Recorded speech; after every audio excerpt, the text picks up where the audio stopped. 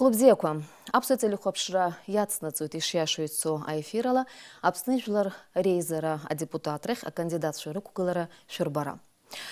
Уаха студияджи апхера рыман хуек ижи жоқпи галпи атыпхада кандидатша. Аха урт руаджик Тимур Шергелия дайрпив шатаглазащий мойд. Ожив сырдырует студияджи его а кандидатша. Беслан Нурипа Аршба, Анас Русланипха Кишмария, Лаша Нодарипа Сакания, Суря Данилайпха Чамагуа. Дело шаби. Уже апкара кусрила шажу зумизбанак зараамта гитакуйца хейт и хамгап и цегамта и разнак хаясып хадратра и хаду ахутахе. Уже досы шнысымюку харзы дзюрвит уяштых юбе минут шумуп, а телехоп шарах шхырхада апхеже кашцарц. Халагап Беслан Аршба и нысымю азызюрала. Аршба Беслан Нурипа, Дитский, Фиха Невивя Башуксач, Тараве Вебичбаза, Апснат при СССР Тхуарчал Акалакеджа.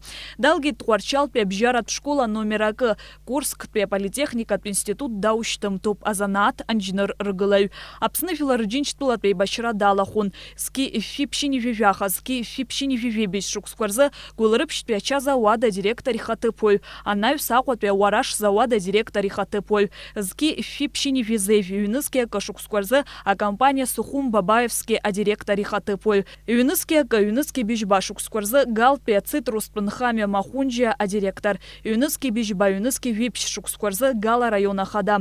Юныске бижба Юныске Вевек Шукскварзы, Галпе район Призара, а депутат. Тачаруб Виджа Абхатшадрабуб. Уже шашимо минутку. Абзера Шимас Хатырску Алховича. Здравствуйте, дорогие избиратели 35-го округа.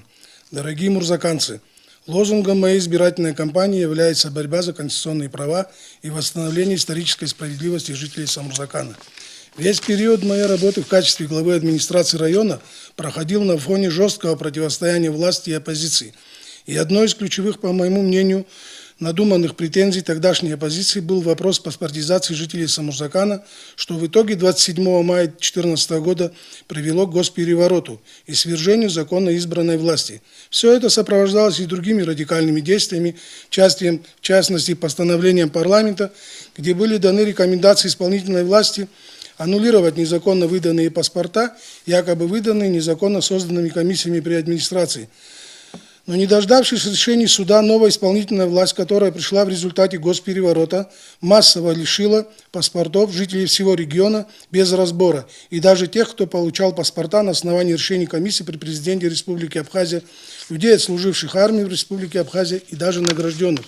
И это повлекло к тому, что людям пришлось получать удостоверение вида на жительство, а это невозможно получить без предъявления иностранного паспорта, в частности паспорта Республики Грузия. И люди к этому прибегли. Это можно легко проверить по датам выданных Грузией паспортов. Паспорта в основном в своей массе были выданы после 2014 года, что повлекло массу проблем, связанных с гражданством детей, получение свидетельства о рождении, получение паспорта по окончанию школы, поступление в вузы Абхазии, получение дипломов, службе в армии. Ежегодно до 300 выпускников школ региона покидают республику. Закон об исторической справедливости, который предполагал восстановление исторической национальности, пылится на полке в парламенте. К сожалению, галский вопрос и сегодня не сдвигается с мертвой точки. Но все это не идет на пользу жителям Самурзакана и на пользу государства в целом.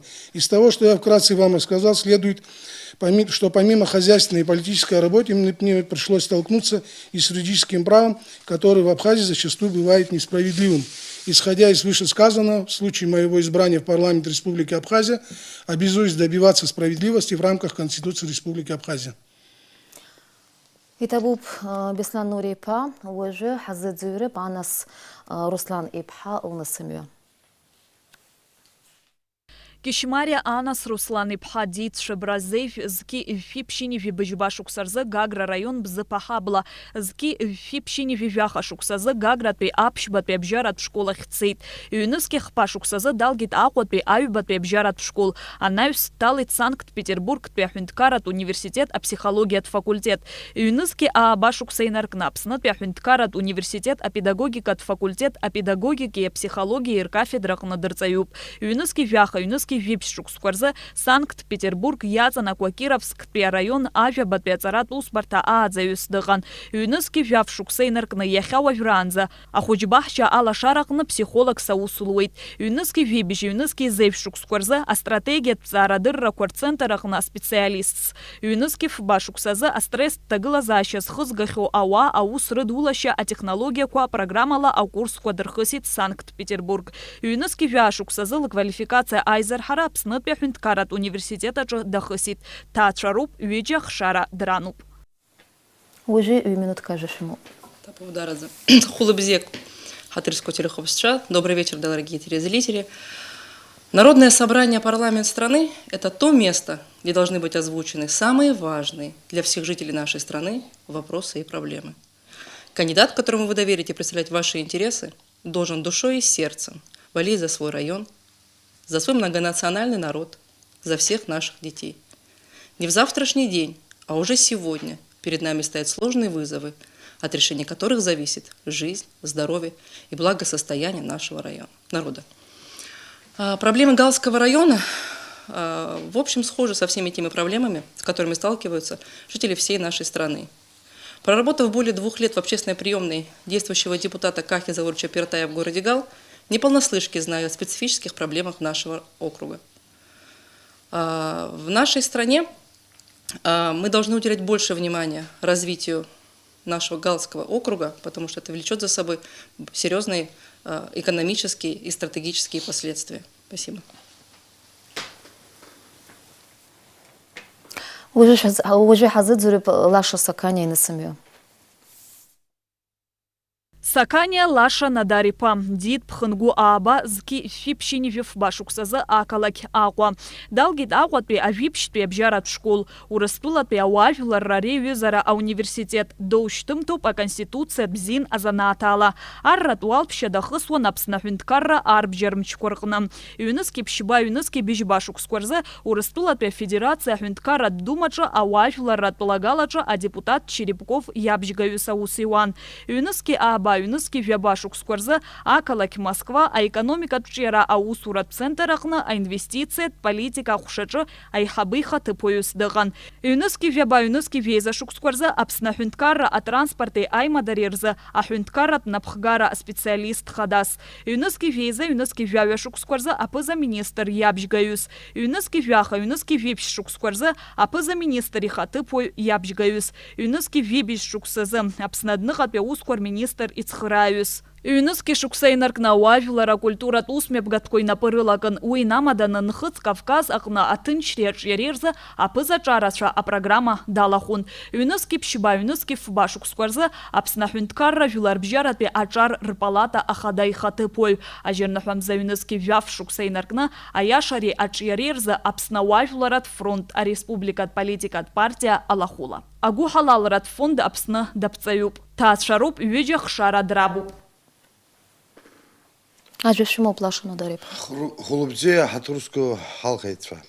Добрый вечер, дорогие избиратели 35-го Галского округа. Многие задаются, я вот смотрел в социальных сетях, почему я, сухумчанин, выдвинул свою кандидатуру в 35-м избирательном округе. Наша команда, политическая партия Народный фронт Абхазии и благотворительный фонд Абхазии, работает в Гальском районе более 5 лет.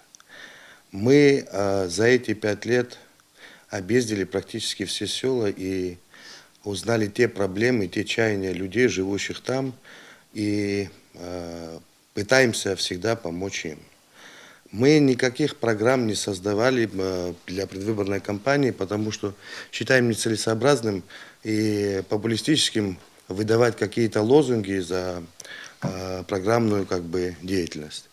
В моем понимании Гальский избирательный округ нуждается в том человеке, который будет защищать их конституционные права. Я именно иду по этому поводу.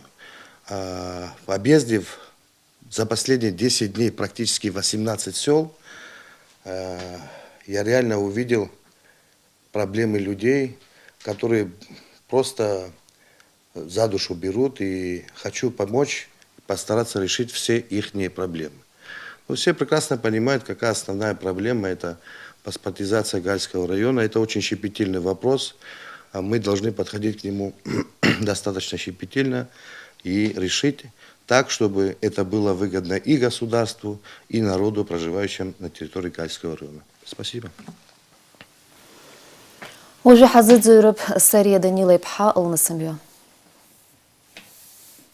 Чамагуа Сурья Данилы Пха Дитски Фипщини Вивбашу Ксаза Пханчкуном за Вяхарза Апснытпе СССР Гудаута Акалак Далгит Гудаута Апшбат Бжарат школ ЮНЕСКО Бижбашу Ксарза Талит Фячат Урыстулат Ассоциал университет Азин Дыррат факультет ЮНЕСКО Абашу Ксарза Диесит Апснытпе Хюнткарат университет Азин Дыррат факультетах Ахбат курсах надыштазл Гуаму Бзейра Яхкана Академият Псчара Лытан ЮНЕСКО Абашу Ксайнарк на ЮНЕСКО Вябашу Шуксанзал царат практика дахысуан акалак фяча, а милиция кушача. ЮНЕСКО вяба шуксейнарк на ЮНЕСКО зэфинза ахат на плакаю. ЮНЕСКО вява шуксейнарк на хюнткара хада и администрация и хабы и хатыпую, а штатан тыцпи и цхыраю. ЮНЕСКО вебис шуксейнарк на яхава вранза, а уавиларра политикат усуюб. Длазойт вешукса схыцуа апха. Сария Жашиму. Добрый вечер, дорогие избиратели 35-го Галского округа. Мое решение баллотироваться в парламент было очень тяжелым и серьезным, но меня очень волнует вопрос паспортизации Гальского района. В 2014 году было массовое аннулирование паспортов. Надо дать правовую оценку этому действию, потому что оно считается антиконституционным, и решить вопрос с тем, что те граждане, которые не имеют отношения к войне, которые родились, выросли, ни на минуту не бросили свои дома, чтобы они получили паспорта. Помимо этого, социально их надо защитить. У них очень много проблем. И если я попаду в парламент, я хочу стать народным депутатом, который поможет решить хоть какие-то их проблемы. Спасибо. Итабуб хатырского кандидатша уже хаясует хашешует свой эфир и ходу ахутахе. Аззара кватакр гацара. Абрейш бот аквалап рейто аззара кузиге алхарб комиссия хада йохысит еще кунаргует. И так год хыззарак урт ртака агацара фчазышует. Лаша шухует хыззарак ты же гарцезы. Щепетильный такой момент, очень трогательный. Дачиба. Дачиба. Где, ради Бога. У меня? Для кого как? Ушта хашпала гоззараку ртака гацара дарбан рабхиялагу. Анас? Ислам подалага. Нас ишпашицбе. Конечно, по старшинству. Акпеззара. Апыла экономика тагыла заща хушарас яфтой. Ари аусх качы, аджиразы ярбан проектку ядыфигаларц и филшо. Как вы оцениваете состояние экономики страны? Какие приоритетные проекты или направления вы можете предложить в сфере экономики? Айбапеззара. Ацарадыррача хюнткарра политика заипшра заракуй. Ярбан чыцраку ялагалату абжара перехау царей, а конкурент лашарарымана и каларцезы. Какой должна быть политика государства в области образования? Каковы необходимые новшества, которые сделают и общеобразовательную школу, и высшее образование более конкурентоспособными? Ах, папеззара, ачары бжара наркомания аларчара зыхкой, наски уй, ачагыла разъехаться тузи вчера шугуана горала. Что способствует распространению наркомании среди молодежи и как этому противостоять? Ваше видение. Беслан Нурипа, Шила Халагап. В минут кшимоп зара курых пагиртака гацарызы. Ну, Что я могу сказать об экономике нашей страны? Конечно же, она налицо у нас, наша экономика. И что можно делать для того, чтобы ее развивать? Конечно же, нужно привлекать очень серьезные инвестиции. А для того, чтобы привлекать очень серьезные инвестиции, нужно выдержать ряд условий. Это, конечно же, самое первое – это безопасность. Потом роль государства в этом. Роль государство должно играть роль ночного сторожа. Государство должно обеспечивать безопасность и не мешать бизнесу. Вот роль государства. Потом, допустим, это что касается инвестиций. Что касается местной индустрии. Местная индустрия у нас, конечно же, единственная, которая у нас более-менее работает, это туризм. Туризм надо развивать. У нас инфраструктуры не хватает, у нас койко-мест не хватает. Допустим, если тот поток желающих туристов, который хочет приехать в Абхазию, если, допустим, его не ограничивать, мы просто его физически не можем освоить. Опять-таки, что для этого надо делать? Опять нужно привлекать инвестиции, понимаете? Но помимо инвестиций, что у нас происходит? Каждый бизнесмен, который занимается, допустим, туристической сферой или имеет у него гостиничный какой-то бизнес, он прекрасно знает, что, допустим, хозяин гостиницы, он какая ситуация? Он зарабатывает, конечно, какие-то деньги на этих койко-местах, но не очень большие. В основном заработок идет на питании. А питание, что происходит у нас? У нас деньги, которые приходят с этими туристами, у нас вымываются обратно, так как мы фактически всю продукцию, практически все продукты закупаем из-за границы, понимаете? Мы свое производим, очень мало. Мы даже свой национальный продукт, кукурузу, это наше национальное блюдо абыста, мы и то ее закупаем в Краснодарском крае, мы практически ее не производим на месте. Поэтому, конечно, нужно развивать сельское хозяйство. Чтобы поднять экономику, оно все взаимосвязано.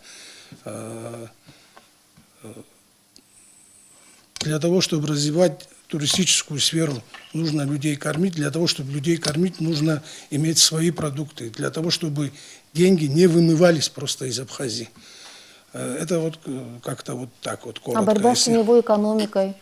Борьба с теневой экономикой? Да, если бы средства, которые зарабатываются теми же бизнесменами, в полном объеме попадали в бюджет. Вы знаете, я вам скажу, что бизнес, в Абхазии, на него грех жаловаться. В тех условиях, в которых он работает, достаточно, можно сказать, прозрачно работает наш бизнес. Я просто как-то и в бизнесе работал, и в хозяйственных структурах работал, и руководителем администрации работал. И я скажу вам, что нареканий к бизнесу особых никогда не было. Другое дело, какие-то коррупционные схемы, наверное, они есть. Это тоже элементарно, все можно проверить, понимаете, но именно я бы к бизнесу, допустим, претензий не предъявлял. Да. А претензии можно предъявить, допустим, к коррупции. Это можно посчитать, что у нас происходит. У нас по статистическим данным расход денег в Абхазии превосходит в разы, чем официальный доход. Понимаете, значит, это что означает? Что деньги где-то в тени, они фактически есть. Но эти деньги нужно из тени выводить. Но я не думаю, что эти деньги именно деньги чисто бизнеса. Я не думаю, что это деньги чисто бизнеса. Это, наверное, что-то уже другое немножко, но никак не деньги бизнеса. Я, например, бы к бизнесу относился с уважением к абхазскому бизнесу в тех условиях, в которых они работают, без поддержки банковской системы, без поддержки государства практически работают, знаете, все риски берут на себя. И я бы просто дал бы должное и поблагодарил бы наших бизнесменов за то, что они вообще в таких условиях что-то могут делать. Хорошо, перейдем к следующему вопросу. Следующий вопрос – это политика образования. Вы говорите о том, что нужно делать как бы в сфере образования. В сфере образования конкуренция, вы говорите, да, о конкуренции там говорили. Ой, знаете, это сложный вопрос, конечно, но в первую очередь, конечно, вот у нас есть система там лимитов, да, вот мы по лимиту там, выпускников, абитуриентов отправляем в те или иные вузы. Я бы прибегнул, наверное, вот немного к советской системе. Нужно как-то планировать вот это все, понимаете. Дело в том, что мы отправляем у детей учиться, получать ту или иную профессию, и, как правило, эта профессия бывает, она не востребована. У нас есть масса профессий, которые востребованы. Я сам по специальности инженер-строитель. Я когда спрашиваю молодых людей, которые идут в строительные вузы, я говорю, вы на какой факультет хотите идти, на какую специальность, вернее? Мне говорят, вот инженер-строитель. Я говорю, я знаю, что такое инженер-строитель, я сам инженер-строитель. Я говорю, на какую специальность вы хотите идти? Ну, вот строителем, инженером, говорит, хотим быть. Я говорю, вы хотите идти на промышленно-гражданское строительство, да? Да, на промышленно-гражданское. Промышленно-гражданское строительство выпускает инженеров, начальников, так скажем, понимаете? Начальников у нас хватает. У нас не хватает инженеров-сантехников, у нас не хватает инженеров, там, газовиков, водоснабжения и канализации. Ну, здесь речь идет больше о среднем специальном образовании. Нет, это высшее образование, но это специальности, такие специальности, вот те специальности, которые сегодня нам необходимы. Вы же знаете, что у нас происходит, когда у нас вот там по инвестпрограмме там водопровод меняем, там трубы меняем, и эти трубы у нас там вода в другую сторону течет и так далее. Не хватает грамотных, образованных людей. У нас начальников очень много, а образованных специалистов очень мало, к сожалению. Есть специфические такие, ну, есть специальности, которые они очень специфические, но они очень нужны нам. Именно поэтому, вот я бы, допустим, наверное, я не знаю, может быть, это Министерство образования этим и занимается, но, насколько я знаю, этим занимается Министерство обороны.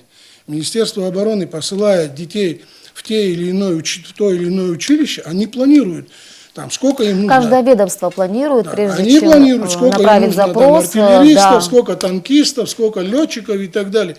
Я считаю, что и Министерство образования должно сделать вот такое планирование, и тогда и конкуренция будет, и востребованность этих специалистов, ну, уже дипломированных по приезду домой будет, понимаете, они уже будут работать, они будут понимать, что по приезду домой они будут востребованы.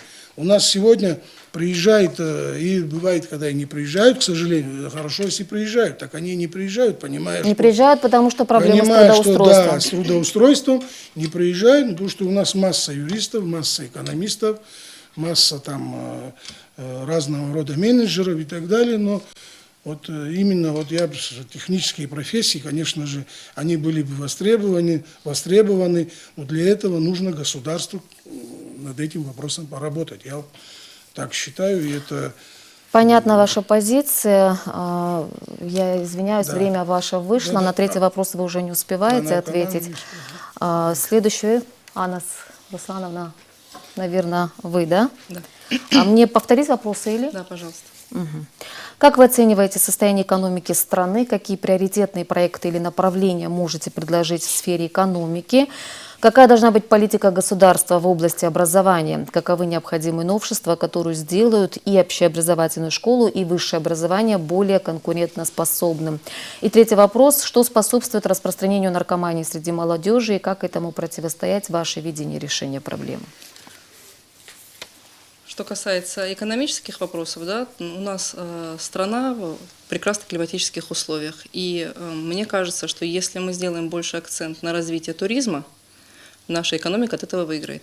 В принципе, я, честно говоря, не могу припомнить, какая страна обходится без инвестиций. Мы должны быть заинтересованы в том, чтобы представить себя как страна, способная принимать эти инвестиции. Для этого нужно создать благоприятный фон. Прежде всего, это законодательный фон. И второй момент – это безопасность. Когда наше государство обезопасит нашего инвестора и на законодательном уровне, и на силовом, я думаю, мы станем более конкурентоспособными и будем готовы принимать инвесторов любого ранга. Спасибо. Что касается второго вопроса, это на самом деле очень наболевший вопрос, потому что там, где нет образования, нет будущего. И в данном контексте мне бы хотелось подчеркнуть, что наш университет, наше высшее учебное заведение выпускает отличных специалистов в области юриспруденции, в области экономики, в области физико-математических наук. Также у нас прекрасный факультет истории и кафедра международных отношений.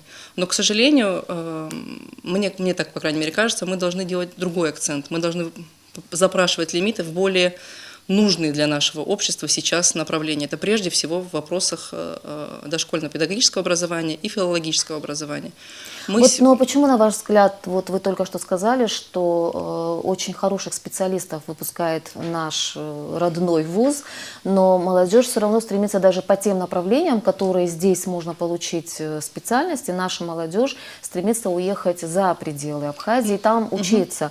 Вот с чем это связано, на ваш взгляд? Это прежде всего связано с тем, что любой человек, имеющий достаточно знаний, хочет получить лучшее образование. И в этом никого обвинять не стоит, это нормальная практика. Люди выезжают за пределы и России, и Абхазии, и в поисках лучшего образования. Это нормальная практика. Другой вопрос заключается в том, что при том, что у нас прекрасные специалисты в области и филологии, и дошкольно-педагогического образования, и педагогический факультет у нас на хорошем уровне, методика меняется. То есть нам для того, чтобы быть в ногу со временем, нужно менять наши методики. И в этом контексте мне бы очень хотелось, чтобы в наших лимитных возможностях были представлены такие факультеты, как филологический и педагогический, потому что у нас сменяется поколение педагогов, на замену которой нет хорошего подрастающего поколения. Потому что это тоже большая проблема выглядит в том, что молодой специалист не готов работать на такую скромную зарплату. Это тоже большая проблема. То есть я считаю, что мы как государство должны простимулировать желание будущих педагогов работать в учебных заведениях, и в том числе и зарплатно. Особенно молодым людям, которым растить детей и развиваться дальше. Плюс еще, конечно же, хорошая практика, когда к нам приезжают специалисты разных вузов, международные практические конференции, тоже приносят свои хорошие плоды. Ну, я, насколько знаю, в Абхазском государственном университете эта практика это довольно хорошая широко практика, да, это хорошая используется. практика в университете. Ну, к третьему вопросу, перейдем? Да, третий вопрос – это тоже очень актуальный вопрос, особенно в нашем современном обществе. И тут много критериев. Прежде всего, это наша социально-экономическая составляющая. Да? У нас, к сожалению, очень высокий уровень незанятой молодежи. Это наша большая проблема. И плюс еще, конечно же, мне кажется, наши правоохранительные органы должны более скрупулезно относиться к таким вопросам, хотя, опять же, их тоже ругать не получается, потому что мы смотрим хронику, слышим о раскрываемости. Но в целом задача такая, мы должны говорить об этом. У нас вообще в обществе существует такая тенденция, что мы пытаемся не видеть проблем. Это наша большая беда на самом деле. И лучше об этих проблемах говорить. Люди должны быть информированы, молодежь должна быть информирована.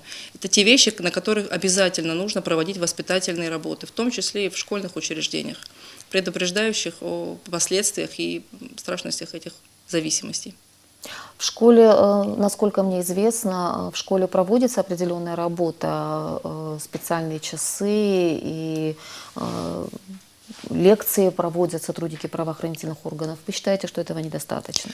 В принципе, как мне кажется, да, когда в класс заходит человек в форме, это априори вызывает смущение. То есть у нас в городе Сухум, по крайней мере, я проинформирована, что у нас есть практически в каждой школе штат психолога, и он ведет работу. И плюс, конечно же, обязательно нужно... нет психологов. Штат есть, но не во всех школах есть психологи. Специалистов у нас в этой области маловато, и тоже очень актуальный вопрос, потому что в современном нашем обществе это важная профессия и важные специалисты. И еще раз говорю, самое важное, самое главное – говорить о проблемах. Утаивание проблемы делает ее более привлекательной для людей, которые не готовы ее воспринимать. Информированность – это вот залог прежде всего нашего успеха.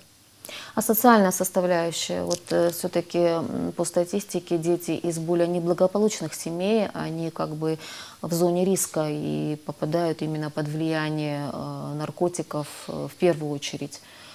В этом плане какая работа, на ваш взгляд, необходима? Ну, люди из неблагополучной социальной среды, они во всем мире стоят на контроле, и социальные службы с такими случаями работают. И опять же, у нас в стране, хочу похвалить, прекрасно работает социальная служба и с людьми малообеспеченными, и с семьями проблемными, и вот с людьми зависимости тоже. То есть в этом вопросе работа ведется. Наверняка она имеет свой эффект, но надо больше. Мне кажется, опять же, самое главное – говорить об этой проблеме, говорить об этом дома. Это такое же социальное воспитание, как и все остальные аспекты жизнедеятельности человека. Об этом нужно говорить. И плюс еще, извините, у меня пока еще есть время, и плюс еще самое важное – это подход самой семьи. То есть мы, к сожалению, сталкиваемся с невежеством в этом вопросе, и неинформированность семьи, и нежелание говорить. У нас есть такое нехорошее в обществе веяние пхащароп. Нету тем стыдных, и об эту тему нужно обязательно говорить, эту тему нужно развивать. И чем больше об этом говорить, тем более она станет, наверное, неинтересной для молодежи, и тем непопулярной она будет. В парламенте прошлого созыва очень много говорили об этой проблематике, в частности, говорили о необходимости ужесточения сначала закона, да, для распространителей наркотиков, потом говорили, наоборот, о смягчении для тех, кто употребляет, но не распространяет. Вот ваше мнение хотелось бы знать, в каком направлении нужно именно в парламенте работать? Относиться к людям, которые употребляют наркотики, как к преступникам, или все-таки как к зависимым людям, испытывающим проблемы со здоровьем? Что касается распространителей, то я считаю, что законодательство максимально жестоко и жестко должно относиться к таким людям. Это обязательно, потому что если не будет жесткости закона, мы не сможем эту болезнь победить. Что касается употребляющих, ну давайте, во многих странах это болезнь, это приравнено к болезни. И больного не осуждают, больного лечат. И мы должны таких людей, наоборот, вытаскивать из этого состояния, а не углублять его в его проблемах. Надо, наверное, на законодательном уровне признать это болезнью и лечить человека. Например, я знаю, что в Швейцарии хорошая практика, люди, болеющие наркоманией, приходят в больницу. Это снизило и преступность, это снизило и заболевания, передающиеся посредством несоблюдения гигиены. То есть это разгрузило государство, и государство занято лечением, а не осуждением. То есть тут надо не осуждать, а помочь вытащить человека из этой ямы. Потому что зависимость – это страшная вещь. Здесь, наверное, вот о чем вы говорили, работает отношение общества, скорее всего, к этой проблеме, поэтому люди идут открыто, без страха и сами заявляют о своей проблеме. Любая тема, которая обсуждается, первые полчаса она очень страшная, очень острая. Через час обсуждения она становится более понятной, через еще какое-то время она становится более доступной. Мне кажется, нам надо пройти вот этот рубеж доступности этой темы и максимально долго, громко об этом говорить. И не порицать человека, а помочь. Если задача его осудить, то это провальная задача. Мы должны помогать. Это болезнь. Спасибо, Анна, за ваши ответы. Лаша. С экономического блока. Экономика в нашей стране, она пока находится, к сожалению, в упадке, но руководство нашей страны принимает все меры для того, чтобы поднять экономику. Дело в том, что мы отвергаем, осуждаем такие проекты, как нефть. И, на мой взгляд, к этому вопросу нужно подойти более тщательно, просмотреть, какие выгоды существующие на самом деле там есть, и более детально рассмотреть данный вопрос. Вообще в сфере экономики вот мы говорим туризм, сельское хозяйство. На туризме и сельском хозяйстве далеко не пройдешь. Сегодня мир цифровых технологий обязывает нас идти в ногу со временем, поэтому мы должны развиваться и цифровые технологии, привлекать инвестиции в это направление. Также мы должны, учитывая большую нехватку энергоемкости, энергосистемы вообще в целом, да, мы должны рассмотреть строительство и привлечение инвестиций малые перепадные ГЭС. У нас очень большое количество рек, И в совокупности, вот у нас сегодня каждый там час отключают свет. Раньше, в свое время, в советское время, существовали маленькие ГЭС, которые были практически в каждом селе, и они покрывали какое-то небольшое количество, значит, потребления электроэнергии. И, соответственно, допустим, ГЭС Ингур и Сухум ГЭС и перепадный ГЭС, они уже как бы подавали основную массу электроэнергии.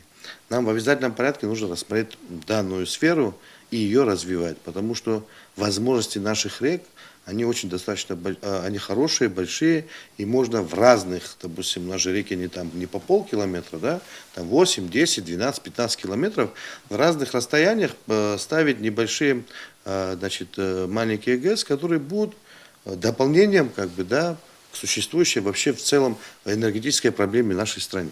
Значит, вы здесь выступаете за частичную как бы передачу, получается, да, В коем и случае энергоресурсов в частные руки? Нет, не надо подменять, значит, ситуацию. Дело в том, что у нас в законе очень хорошо прописано, значит, закон защищает вообще стратегическое направление энергосистемы нашей страны. У нас до 5 мегаватт человек, допустим, имеет право иметь в собственности любую ГЭС. У нас порядка 19 или 16 ГЭС, если я точно не помню, по всей территории Республики Абхазия. Они практически все переданы в частные руки. И я ни в коем случае не говорю о том, что мы должны передать, значит, энергосистему инвесторам, которые сюда приедут. Я, наоборот, говорю о вот именно этих, то, что позволяет закон. До 5 мегаватт. До 5 мегаватт в обязательном порядке. Все, что свыше 5 мегаватт, это уже тема достаточно острая, серьезная, и к этому надо подходить очень аккуратно. Теперь, что касается цифровых технологий и вообще туризма и сельского хозяйства, мы должны сегодня придумать механизм. Я уверен, что Министерство экономики над этим работает. У нас прекрасный руководитель. Она пытается сегодня из ничего делать что-то. Поэтому мы все, вообще граждане в целом, должны предлагать идеи, механизмы развития нашей экономики. Давайте сейчас перейдем немножечко в Гальский район. Теневая экономика в Гальском районе зашкаливает. Вот пятилетний, значит, опыт моей работы, который я имею в Гальском районе, многие вещи известны, многие вещи не озвучиваются, но мы должны придумать механизм так, чтобы все это вышло в белую сторону.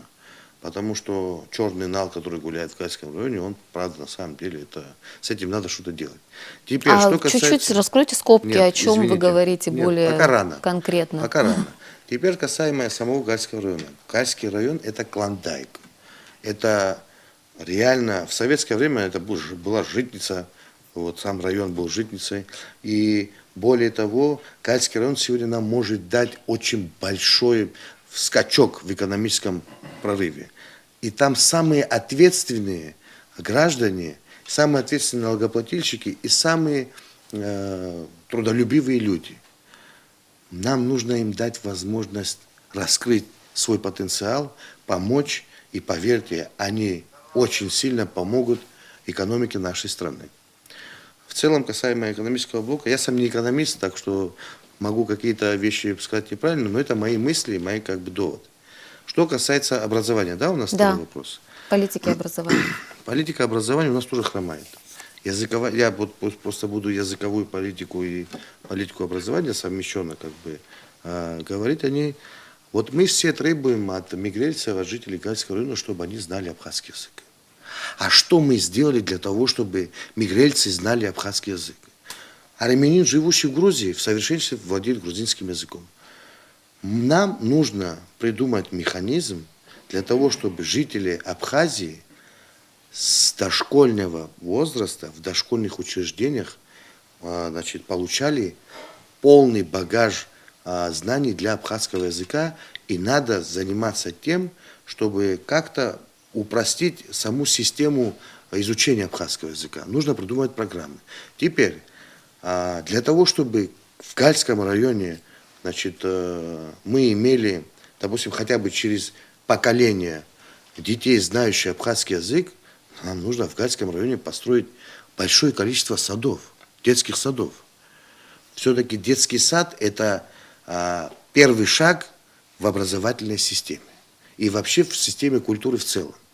У нас и с культурой тоже проблемы, программы развития культуры в нашей стране, они тоже хромают. Это все идет в ногу с образованием, с языковой политикой. Теперь, чтобы нам дать в Гальский район детские сады, нам нужны деньги. Опять это экономика, опять это инвестиции. Здесь правильно говорил Беслан Нурич и Анна Суслановна, вещи для того, чтобы привлекать инвестиции в нашу страну, мы должны в первую очередь сделать хорошую законодательную базу и, соответственно, обезопасить наших инвесторов. Теперь вернемся к образованию, к языку. Вот чтобы мы имели хороший плод в плане языковой политики, нам нужно туда внедрить большое количество педагогов абхазского языка. Вот я был в Набакеве, был в Тагилоне, был в разных школах. Сегодня школа, например, в Гальском районе, там вот товарищ мой является директором Ахрак Бискири. Вот эта школа пример, я считаю, на сегодняшний день. Там педагоги работают, там есть абхазский язык. Но в отдаленных селах абхазского языка нет. Почему пример? Значит, одному конкретно взятому человеку, директору этой школы, удалось все-таки потому что он сам проявляет реализовать. Он сам проявляет инициативу. Без каких-то дополнительных средств. Абсолютно. Эти средства к нему сами приходят. Знаете почему? Потому что в нем видят человека, который старается развить школу и дать школе и школьникам и абхазский язык, и дать возможность им жить полноценной жизнью.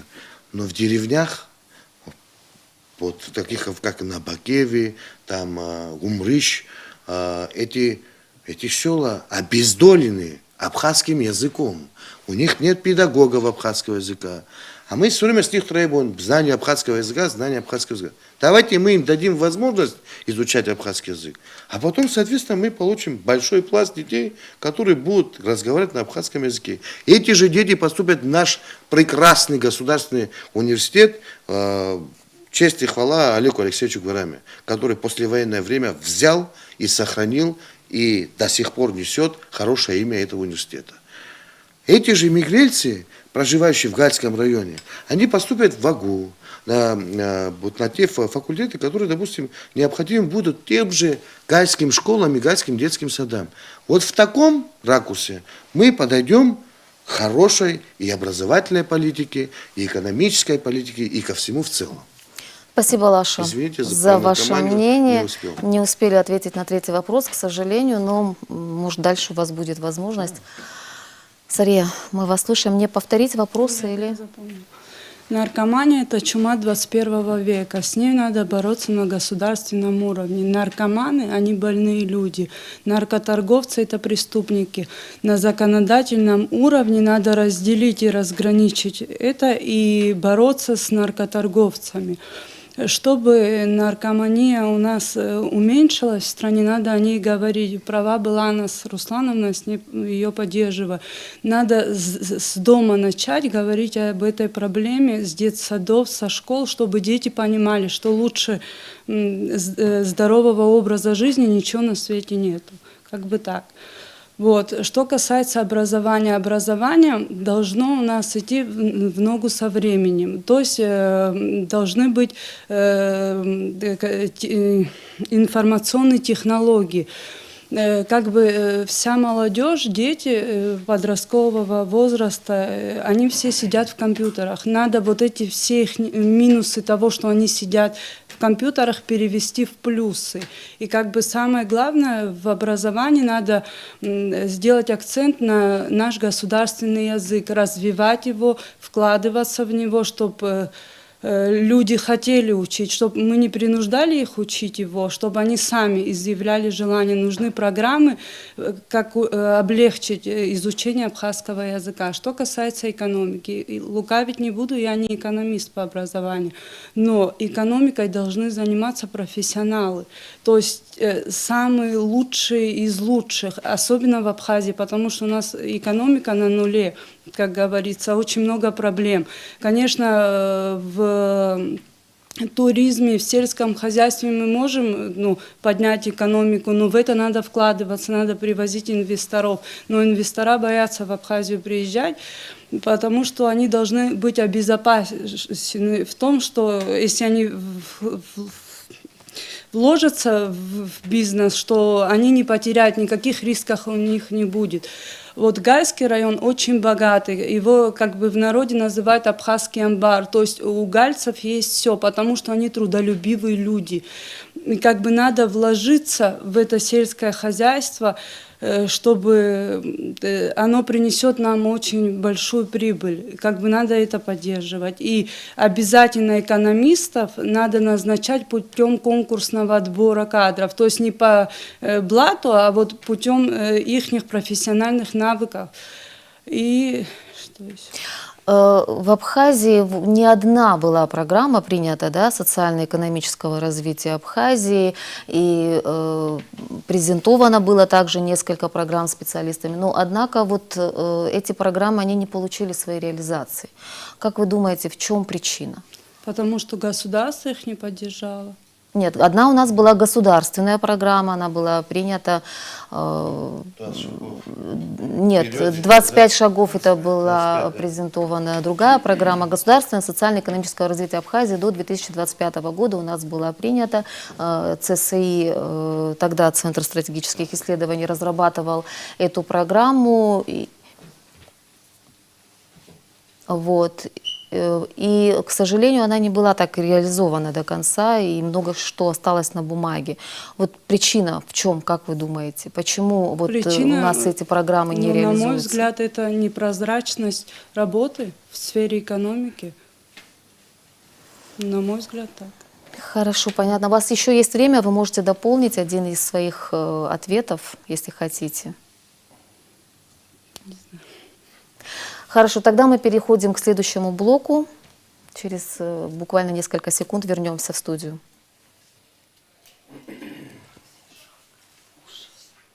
Да, нормально? Можно.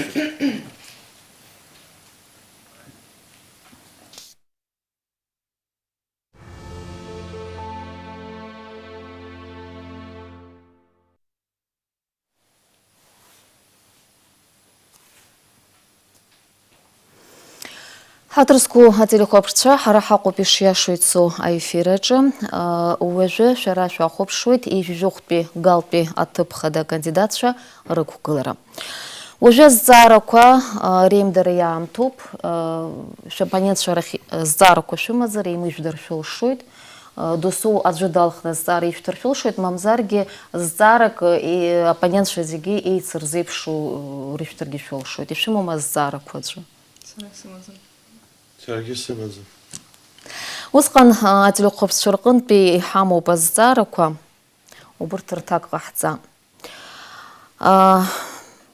Шара бреззара досу шық ғылары көржу анза шыза атғылайты хайцеге ханарт баны халат шажырстықын гали кунхо милатлы егіру апсыр артылы ойра статус адзбара. А паспортизация зызбух хазуанза. Зиге халат шажута реззара, агуана гаракуи выпшему гоп. Аха аззара збаша сьямуха, аджги атак гайцадзом. Убрекын шугуана гарай лахкар захтохын, збаша сьямузи ари аззара. Беслан Нурипаш, шила халага. Лаш. Саравы. Лаш. Вы спокойно наджахита. Ай, бзи. Анна с Русланой. Вопрос паспортизации Галского района в последнее время стал самым спекулятивным вопросом нашей современной абхазской политики. К сожалению, по ситуации, которая имела место быть, никто таки не понес ответственности и не был наказан. На самом деле это очень сложный вопрос. Да, действительно, у нас в стране живут граждане Грузии, которые получили документ вид на жительство. Но также и в их документе вид на жительство стоит печать о том, что они граждане Грузии. Но также у нас есть граждане, получившие этот документ без гражданства. То у меня такой вопрос, как такое может быть? Лицо, родившееся после 1993 года, обучавшееся в наших учебных заведениях, отслужившее в абхазской армии, получает документ вид на жительство. На самом деле спекулятивность этой темы очень нехорошая. И мне кажется, пора прекращать об этом говорить в этом контексте, потому что в рамках сегодняшнего эфира время очень ограничено для того, чтобы эту тему раскрыть. Но в действительности решение этой проблемы, а это действительно проблема, влечет за собой решение многих других проблем. Вот коллеги говорили о развитии экономическом района. Да, действительно, район у нас богатейший, плодороднейший, и вариантов развития в этом районе масса. Но о каком развитии может идти речь, когда район, округ 35-й нынешний, да, до недавнего времени там проживало свыше 60 тысяч человек. Сегодня мы наблюдаем отток населения, и отток он заключается в том, что мы теряем самую активную часть экономики, да, молодежь мы теряем. И о каком развитии может идти речь, когда сегодня у нас большая часть населения, сейчас у нас около 50 тысяч населения живет, общегражданскими правами обладают около 1,5. Это большая несправедливость, это неправильная позиция. Другой момент, как нам к этому вопросу подходить, потому что если мы на законодательном уровне этот вопрос не отрегулируем, эта проблема будет постоянная. К сожалению, мы наблюдаем, что разные политические группы в разные политические периоды этой темой спекулируют. Это неправильная спекуляция. Там живут наши граждане, этнические абхазы. И что мы делаем на сегодняшний день? Да? Если мы обратим внимание на бюджет района городской, годовой, то мы с вами увидим, что большая часть этих денег уходит на зарплаты. На зарплаты учителям, врачам, работникам дошкольных учреждений. Получается, у нас родился ребенок, которому мы не хотим давать документы. Мы его отправляем в детский сад. Государство оплачивает его пребывание в детском саду. Проходит время, он идет в школу. Мы оплачиваем школу. И отпускаем воспитанного, образованного ребенка на ту сторону. То есть мы подготовили кадры и сами же их выгоняем.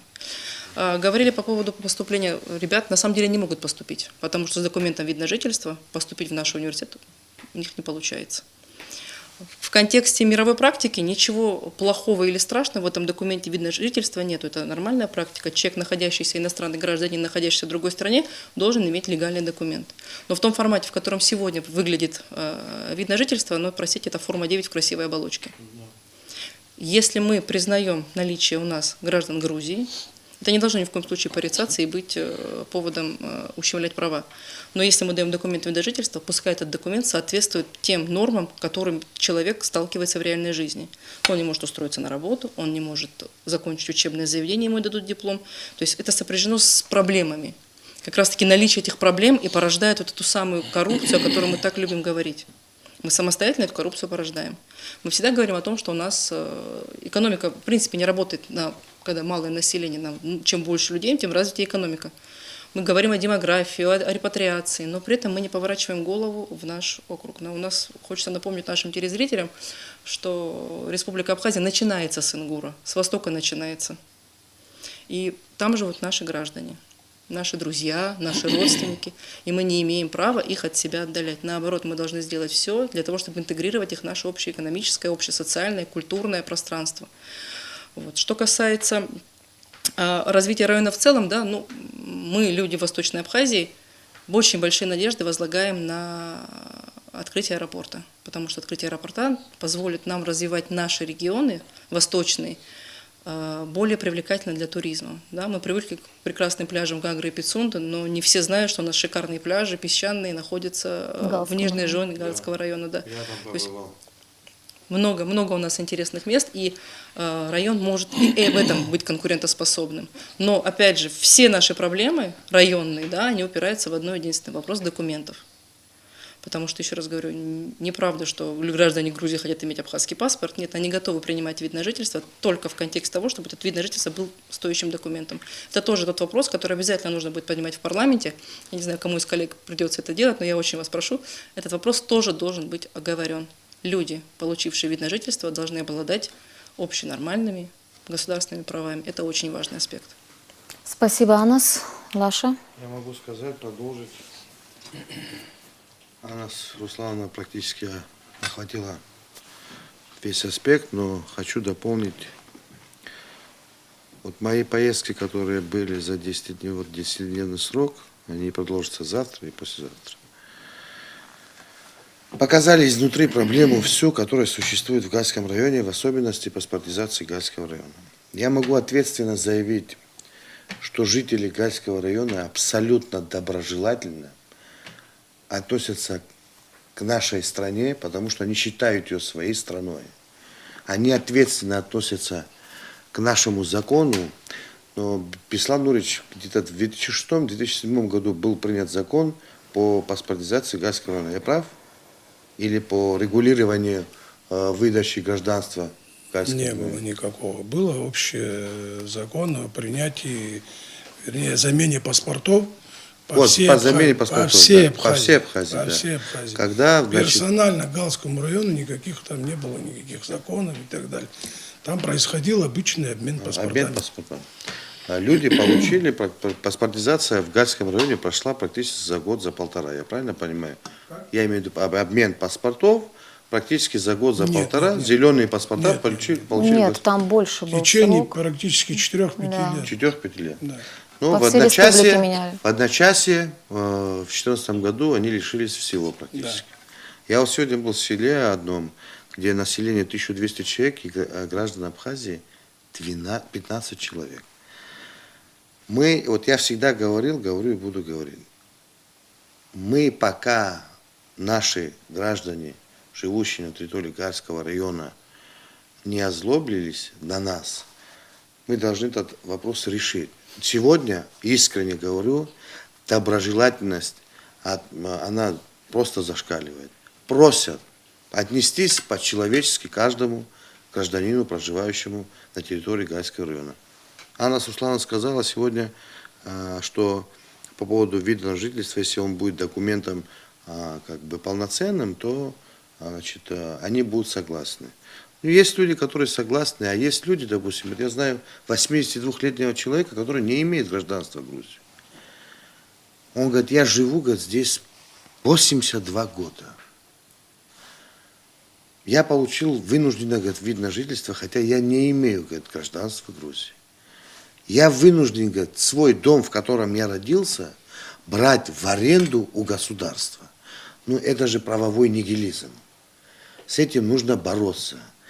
Таких людей надо сохранять. Причем он такой колоритный мужик, работающий в сфере там, такси. Человек работает. Потом я знаю многих педагогов, которые также не имеют гражданства Грузии, но у них тоже нет абхазского гражданства. Но при всем при этом они так ответственно относятся к своей педагогической деятельности, они воспитывают наших граждан. Мы такие вещи не должны упускать. Мы должны пересмотреть все, что было, дать какую-то правовую оценку всем действиям, которые происходили в Гальском районе, и правильно, вот как с чистого листа говорится, начать там решать эти вопросы. Что касается вообще территории Гальского района и самих жителей, как я говорил, им нужно просто дать жить правильно и полноценно. Мне многие говорят, что они себя считают неполноценными людьми на территории Республики Абхазия. А вы представляете, какое количество работников в сфере строительства дает нам Гальский район? Сегодня большее количество, значит, домов, отремонтированных квартир – это те люди, которые проживают в Гальском районе.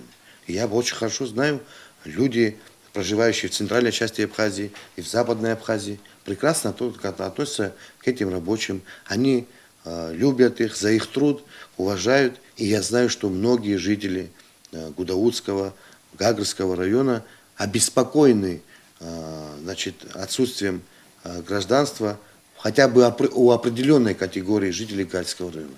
Я еще раз говорю, мы должны очень грамотно подойти к этому вопросу и решить его, значит, убрать все вот эти политические моменты, которые там, спекуляции политические. Не надо спекулировать Гальским районом и жителями Гальского района. Это такие же люди, как и мы.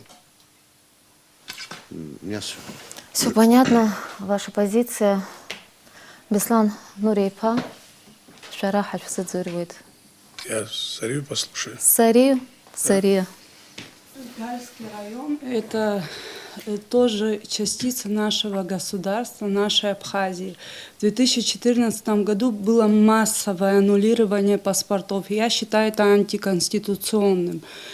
Надо дать правовую оценку этим событиям, и надо наказать всех тех виновных, которые выдавали паспорта тем людям, которые воевали против Абхазии. Но те люди, которые родились, выросли, ни на секунду не бросили свои дома и остались здесь жить, не взяли грузинское гражданство, их по моим данным 3000 человек, которые не имеют грузинского гражданства, они в первую очередь заслуживают иметь гражданство Республики Абхазия и паспорта. Форма номер 9 лично для меня, как и для многих галских жителей, она является оскорбительной. Форму номер 9 надо давать гастарбайтерам. Вот мое личное мнение и мнение многих жителей Гала.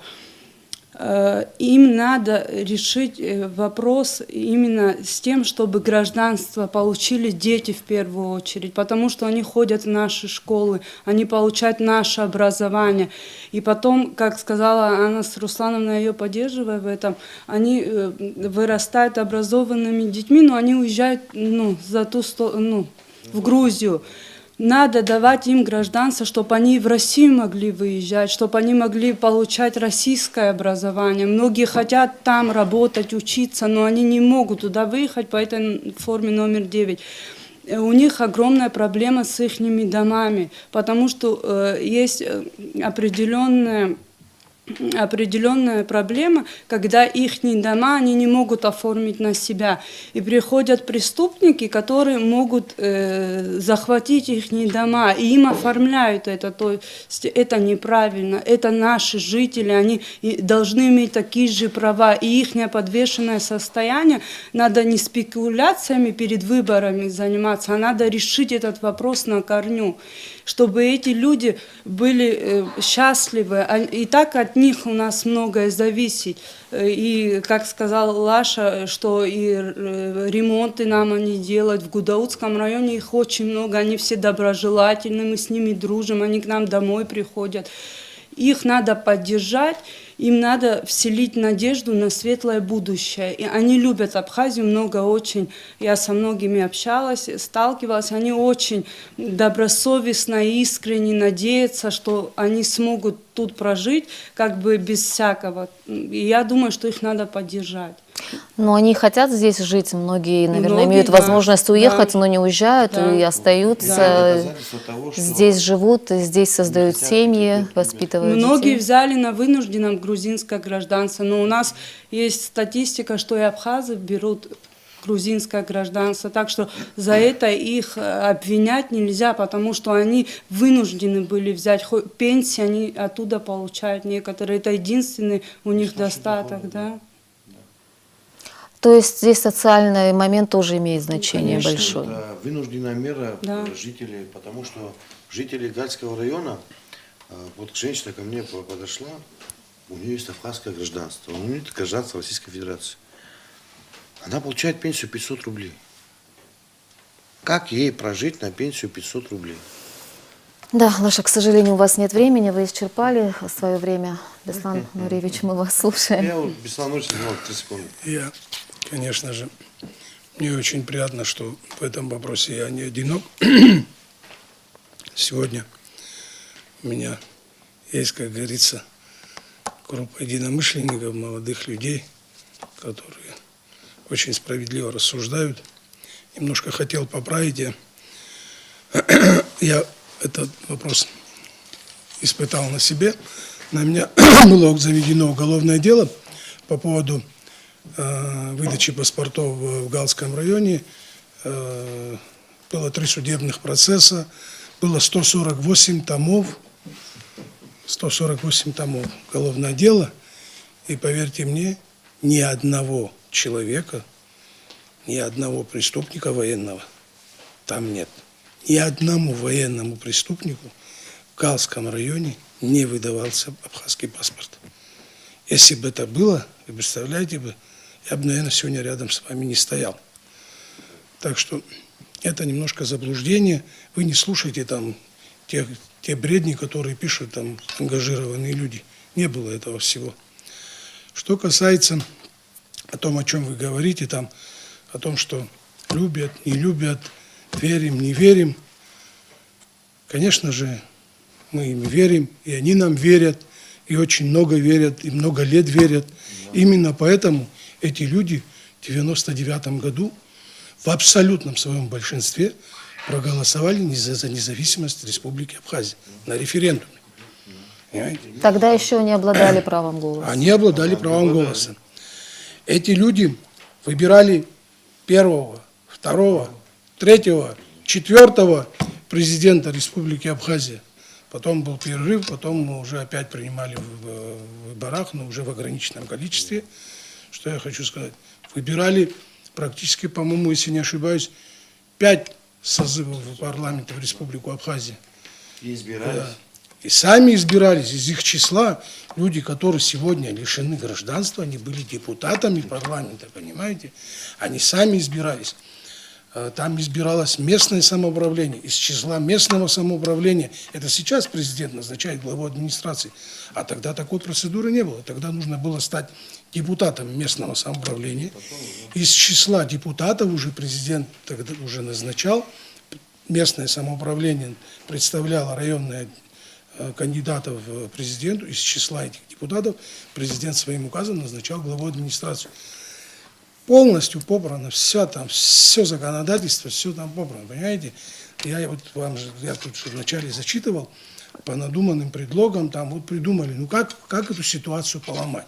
Ситуацию надо поломать. Так, комиссия была создана незаконно, и вот якобы если комиссия незаконная, значит паспорта были выданы незаконно. В каждом паспортном деле есть в паспортно-визовой службе на каждого гражданина лежит бланк, который называется форма номер 1, в котором указано четко, есть графа, ну там по какой причине как бы там меняется паспорт, там либо указан там президента, либо обмен паспорта, либо ну там по разным причинам. И в этой графе четко указано, во всех паспортных делах практически было четко указано, что проходил обычный обмен паспортами. Никакого особого там решения по Галскому району не было. По Галскому району что произошло, я вам скажу. На тот момент уже проходила паспортизация, замена паспортов на вот эти новые, Зеленые, да. те паспорта зеленые. И в Гагарском районе было очень большое количество правонарушений по поводу выдачи паспортов иностранным гражданам, то бишь людей из Карабаха и так далее, начали завозить, прописывать. И руководство... Нелегально, да, выходило? Нелегально. Да, там большие нарушения. Конечно, нелегально прописывали. В связи с этими нарушениями было принято решение ситуацию как-то взять под контроль.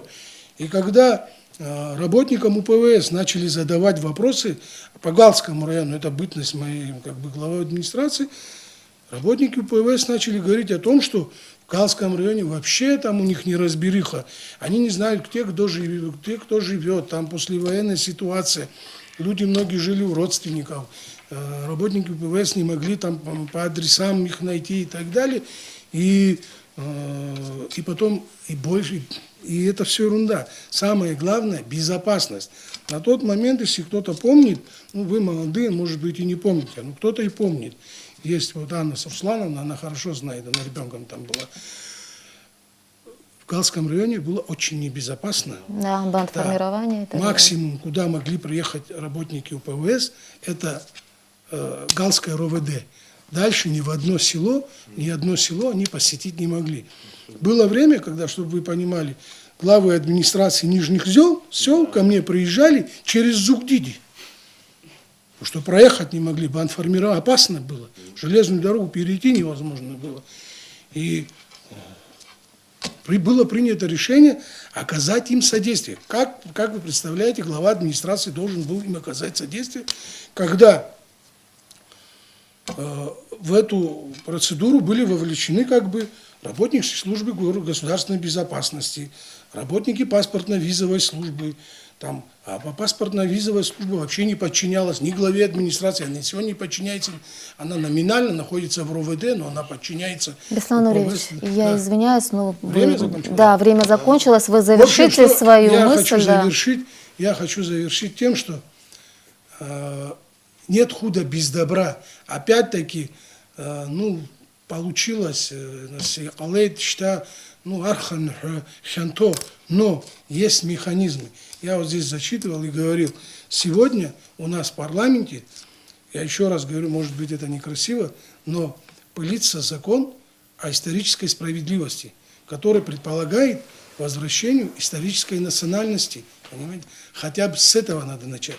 Хотя бы надо с детей начать, которые сегодня в Галском районе рождаются дети и не получают документы, обыкновенное свидетельство о рождении.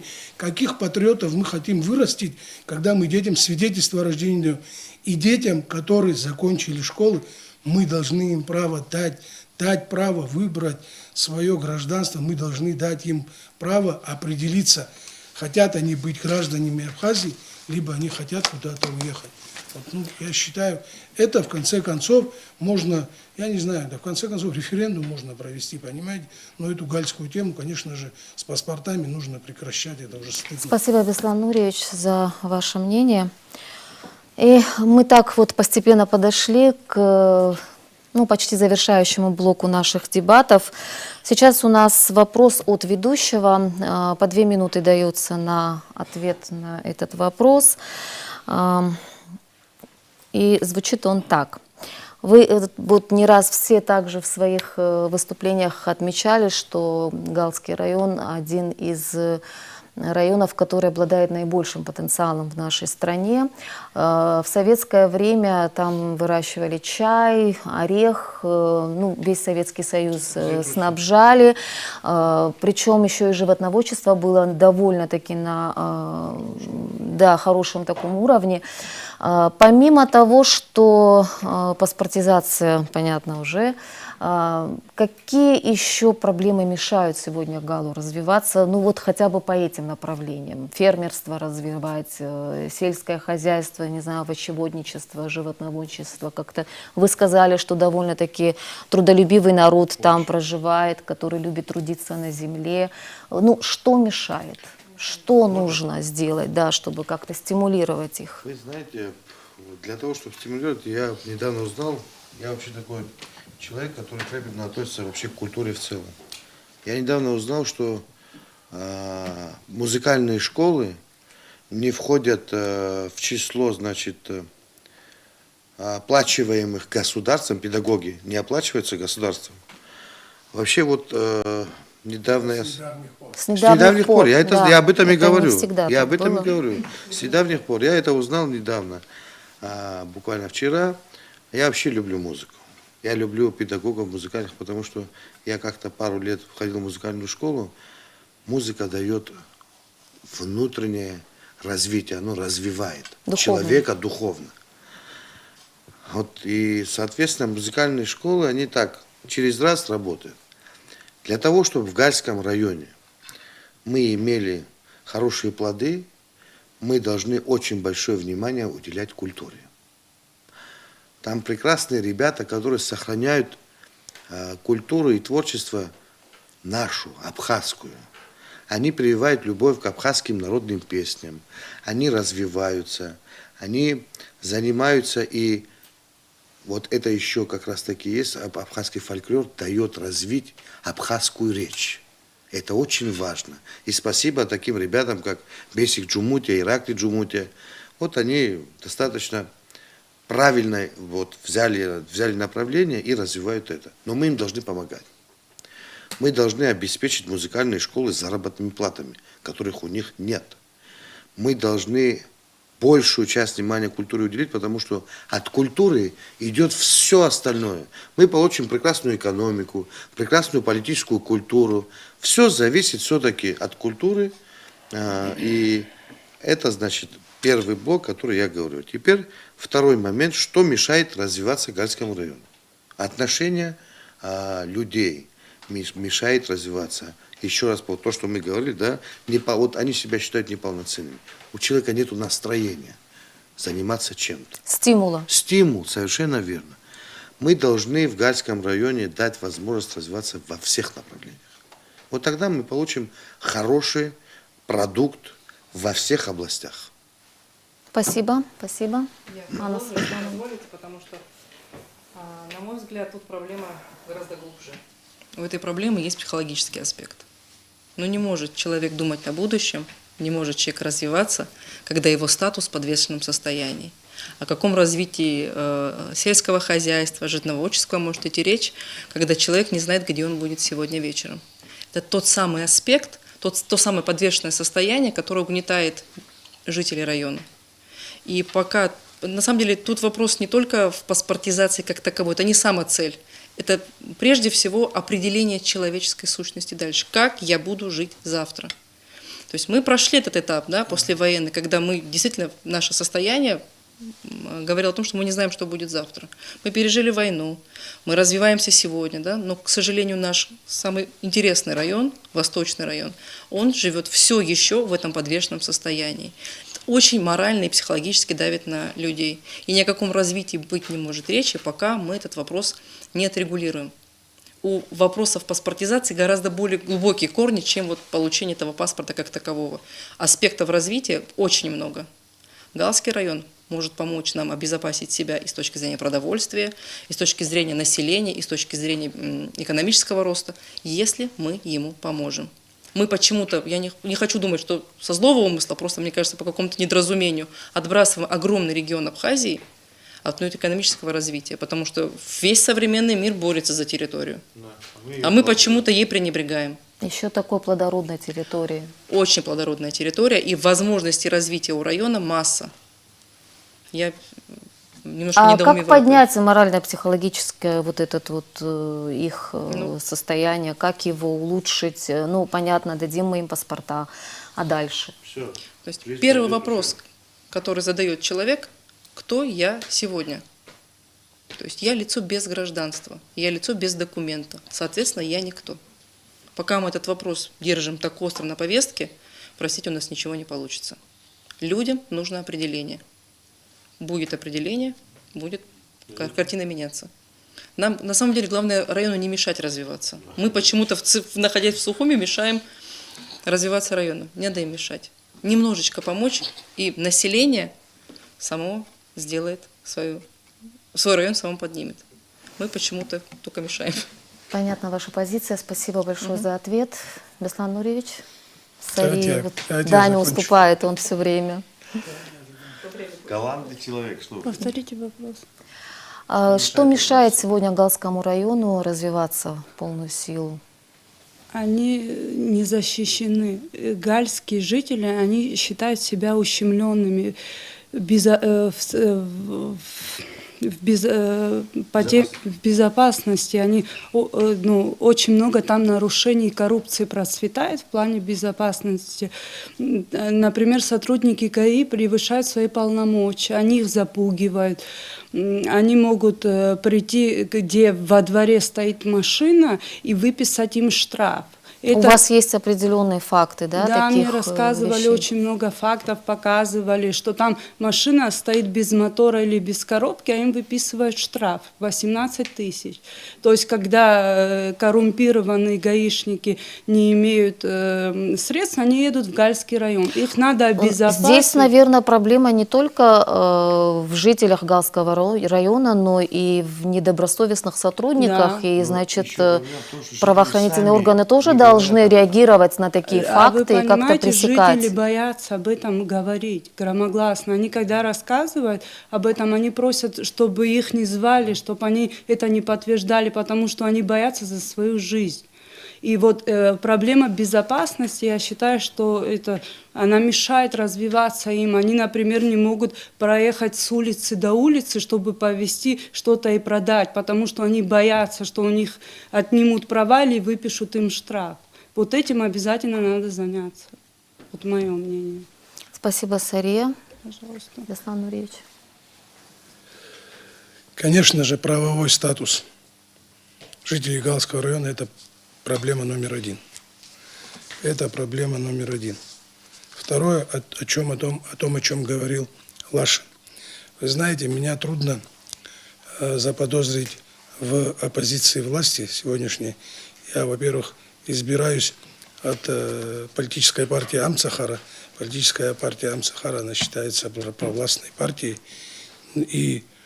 Но те вопросы, допустим, о которых говорит Лаша, сегодня звучат на самом деле в каждой школе, в каждом селе. Тот период, ну я немножко отталкиваюсь от того периода, когда я работал главой администрации, наши дети ездили и на международные конкурсы, и за границу, и часто в Россию ездили, и всякого рода там соцсоревнования, я не знаю, какие-то там музыкальные конкурсы. И мы музыкальные школы построили, и детские сады, ну, по тому времени, и сегодня они считаются очень приличными. И на это постоянно приходилось изыскивать какие-то деньги, на это и администрация, и правительство, и власть, все мы вместе на это вот изыскивали какие-то средства. И это непростой процесс был, но тем не менее это мы делали. Сегодня, к великому сожалению, наши дети, иногда гальские, есть вот как раз ансамбль, о котором говорит Лаша под руководством Беслана Джумутия, их приглашают на конкурсы в Российскую Федерацию. Эти дети выезжают на эти конкурсы, они популяризируют там наш и район, и всю нашу страну. Они занимают там очень высокие места, получают серьезные награды. И чтобы эти дети туда поехали, мы им даем временный документ. Они туда выезжают, там популяризируют нашу страну, возвращаются, и это их гражданство там, прекращается. Мы им даем временный документ. Понимаете, это несправедливость, конечно, очень страшная. Это что касается социальной, вот этой всей сферы правовой. Что касается развития, вы говорили о довоенном периоде. На самом деле в довоенный период было огромное количество десятки тысяч гектаров засаженных чаем. Были более 16 чай-фабрик. Были 3 огромных цитрусовых хозяйства, которые давали 25 тысяч тонн плана цитрусовых. Ореховые плантации, пастбища, буйволинные фермы, молоко буйволиное в Германию для производства там буффало, мороженого и так далее закупалось. Все это было. И послевоенное время какой-то момент это начало развиваться. Там и чайные плантации предполагалось заложить, и сады были заложены, кстати, цитрусовые, и орехи посажены были. Где-то те культуры, которые там цитрусовые, еще раз говорю, произрастают хорошо в Галском районе, но это все тоже было похоронено. И в 2014 том злополучном году, как говорится. И что я хочу сказать? Опять-таки, вот мы говорим какие причины, да? Вот если вы что понимали, в 2014 году ваше время, я просто не хочу вас прерывать, хочу, чтобы вы закончили мысль. Секунду, да, я понял, по времени, простите, пожалуйста. В 2014 году пашни засеивалось 800 гектаров, сегодня засеивается 200 гектаров. Это что значит? Или люди разбогатели, или люди уехали. Вот вы теперь подумайте, возможно развивать район, когда идет такой массовый отток населения. Вот и все. Спасибо вам большое за ваши такие искренние ответы на все вопросы. Сейчас мы подошли к завершающему блоку наших теледебатов. У каждого из вас есть 1 минута времени, чтобы обратиться к своему избирателю. Начнем? Давайте с вас, Беслан. Вы знаете, мы можно, прежде чем начну говорить, мы как-то обращались к Галскому району, к галским жителям. Я хотел бы обратиться сегодня Хававилар Схархана, Бравябчик Расхерстахуб. Зикиш дырвает Самарзаган, икун хова абсыр аргана хала, и мачумкон ашипнаха кушхаму. Я хойт, вахоп, яха, яхипшваха, ахавриан, усейпшкамларца захан, и рыда агало мачхайт. Арабия абсыра, зикхык, эйцтахысвайт хамхарги, и харовик иртахуб тынч, абсва закан, и рукнукана абсна инхаларц. И рачоп звютштра, и захан херстаху, рухшара узмилат даха, и анразцаава, хапсуавха, атакр харт, атагалаша рыцтарс стаху. Макянаги, игоп избалаша мушкак, рюницкала, рмилат шейтарказ. Вы азалымдара из нияз, яха, аяшара яшту, хара, урҭ иахьа ираҳҳәоит, Қырҭтәыла шәцаны, уи атәылауаҩра мап шацәышәкыз ашәҟәы аажәга, нас ҳаицәажәап ҳәа. Қырҭтәыла уи аҩыза ашәҟәы аӡәгьы ишрырымҭо шаадыруагьы. Ҳара иахьа ҳажәҩахыр еибыҭаны, ҳара ҳахь зҿыхоу, ҳара ҳазҭахны иҟоу, ашьа ахала ҽадыруеит ҳәа ихәыцуа ауаа ҳнапы ҳҭаркуазароуп. Аԥсны аиҳабыреи реиԥш, Аԥсны иқәынхо ажәлар зегьы абри апроблема уаҵәтәи амш изнажьны акәымкәан, заҟа заа иаҳзыӡбо шаҳзеӷьу еилышәкаарц шәыҳәоит. Иҭабуп. Анас Руслан-иԥҳа. Уважаемые избиратели, 12 марта именно вы определите, каким путем развития пойдет наша страна. Ваш выбор очень важен. Прошу вас, не пренебрегать этим правом, обязательно прийти проголосовать. И напомнить, что ваш кандидат должен не только грамотно излагать вопросы и проблемы, важные для избирателей, но и предлагать пути решения, четко осознавая реалии и условия их реализации. Также хочу, коль у меня есть время, поблагодарить своих оппонентов за достойную, очень дружественную предвыборную кампанию, пожелать нам всем удачи. Все в руках народа. Я надеюсь, что они не ошибутся в своем выборе. Спасибо. Спасибо. Сария Ажулахта. Уважаемые жители Гальского района, 12 марта пройдут выборы в парламент Республики Абхазия. Как велит ваша душа, так и голосуйте. Кого бы вы ни выбрали из 5 кандидатов в депутаты, все достойные люди, и я думаю, что они принесут вам пользу. А своим оппонентам я хочу пожелать удачи и исполнения всех их задуманных целей и планов. Спасибо. Лаш. Дорогие мои гальцы, 12 марта вам предстоит сделать ответственный выбор, пойти на серьезный шаг, выбрать на 5 лет человека, который бок о бок должен быть с вами вместе.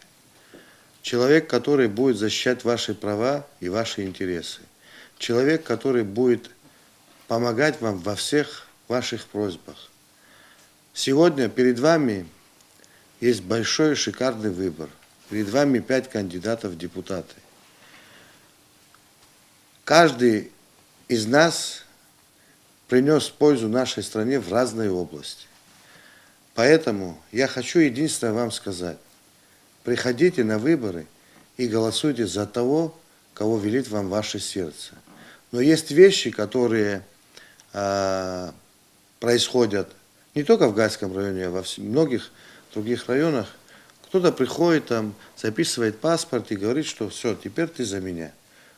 Не бойтесь таких вещей. Когда вы голосуете, об этом знаете только вы, если вы не откроете бюллетень. Я желаю вам всего самого доброго и наилучшего. Ваш покорный слуга Лаша Сакани. Вот на такой позитивной ноте мы завершаем прямой эфир. Хатырского телехопшам шара шахопшон и шьяшу ицо аэфирала и жи жохпи галпи алхрт тып а кандидатша рокукылара. Уоджи хошкыра же барзы апсу телехопшай шьяшу ицо эфирала юкукылует абытпи ала шырбага тып хада а кандидатша. Абзерс.